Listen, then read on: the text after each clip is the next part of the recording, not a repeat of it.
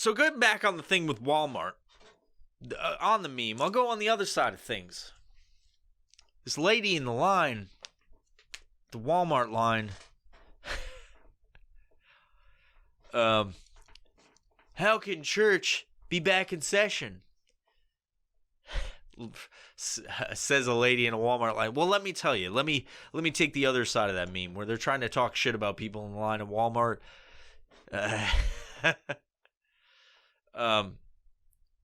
I can see it from their perspective, because if you've been in a Walmart, you know that those people have high immunities.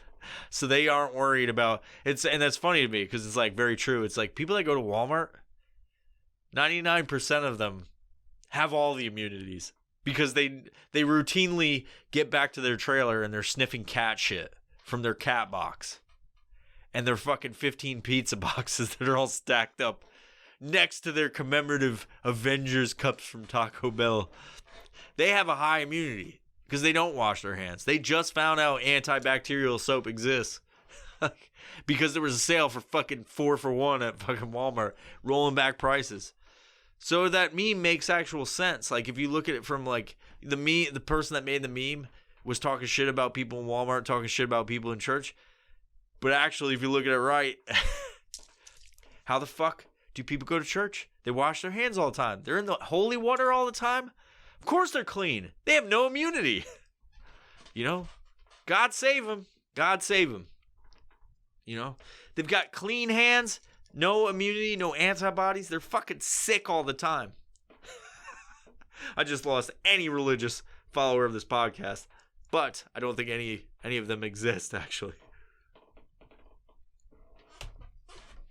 Anyway, I say a lot of anyway and nonsensical things. I say fucking as commas. I say anyway. But anyway, you know, there's a thing all over the fucking YouTubes and the fucking podcasts. Everybody's talking about Joe Rogan moving to fucking Spotify and how it doesn't make sense and all that shit. And there's other podcasts I listen to. They're doing exclusive deals with Spotify. And people are like, how does that make sense? Blah, blah. And I'll tell you, it's very fucking simple. YouTube, Twitter, Instagram, anybody in the main social media avenue, YouTube. Let's go on YouTube, because that's what we're talking about here. Why are podcasters leaving YouTube? Why are they leaving any of these major things? Why are they striking a deal with a strictly audio-based platform? Because here's the fact. First Amendment still fucking exists. And all those major platforms do not believe that people should say what they want. They don't believe, regardless of how ridiculous and outlandish it is, they don't believe that they should say whatever they want, because they believe that words are violence, which me, myself, and many of you, I'm sure, don't believe that any fucking words are violence. I believe you can incite violence, and that is going against the First Amendment. That isn't protected under the First Amendment. You can't tell people that on a mass scale to go fucking fight somebody or kill somebody. You can't do that. So I completely understand on a platform such as Spotify, which we're a part of, that an audio-based spoken word platform is why everybody's moving there. Yeah, like a lot of these people are getting paid. They're getting fucking paid. Now, if you look at it from a perspective of some of these podcasts, Joe Rogan specifically made $30 million off of his podcast this past year on YouTube, just from YouTube, right?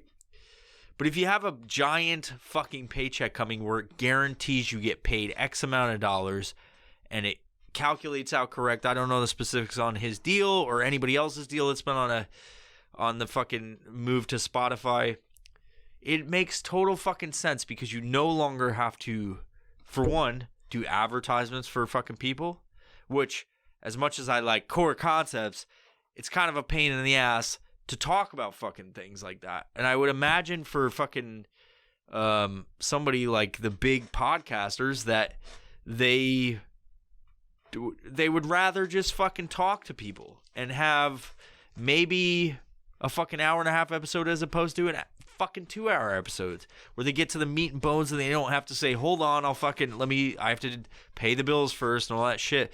Because if you know anything about me, I fucking hate advertisements. Like, I like the people that I advertise for. Mostly it's me. I like Logan from Core Concepts, and I won't pick up a fucking advertisement or a company anymore unless I fucking believe in them.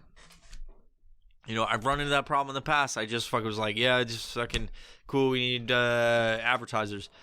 But now you have these fucking big podcasters which are moving to a strictly spoken word platform such as Spotify. And I'm thrilled to hear that. I'm thrilled to hear that all these big fucking time people are moving over to there.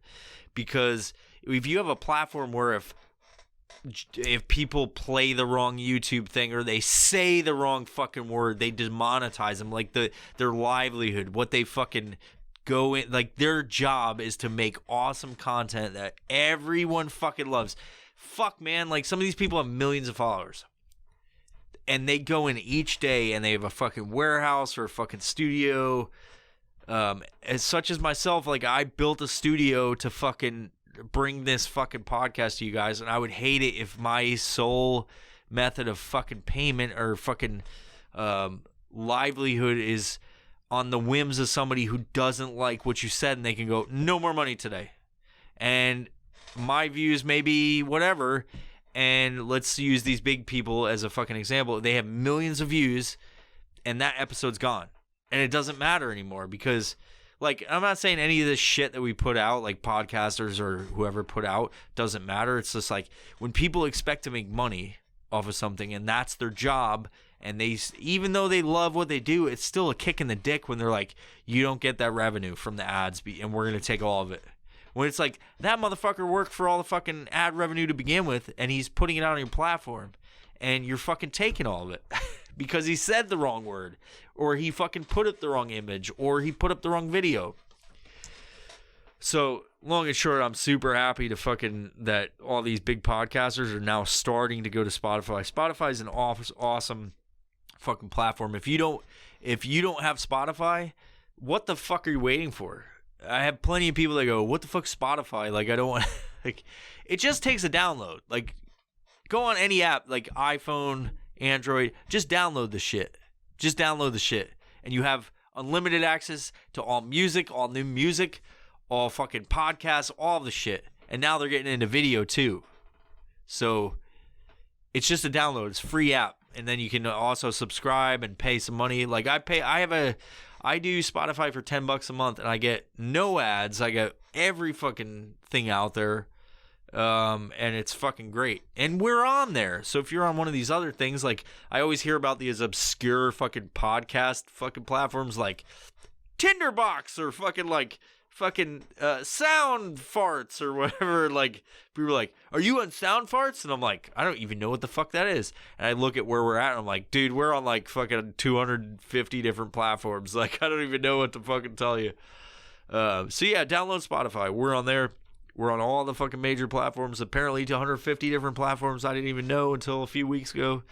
We're on iHeartRadio. We're on every fucking thing. But yeah, go download Spotify. Don't be a dick. Don't go, I don't like change. Fucking step outside your comfort zone. I guarantee you, if you get on Spotify, you will love it. And all the major podcasters are moving to it, which is awesome, and I love it. But yeah. And it turns out First Amendment exists, and a lot of these fucking smart motherfuckers are like, fuck all these people that try to censor us. So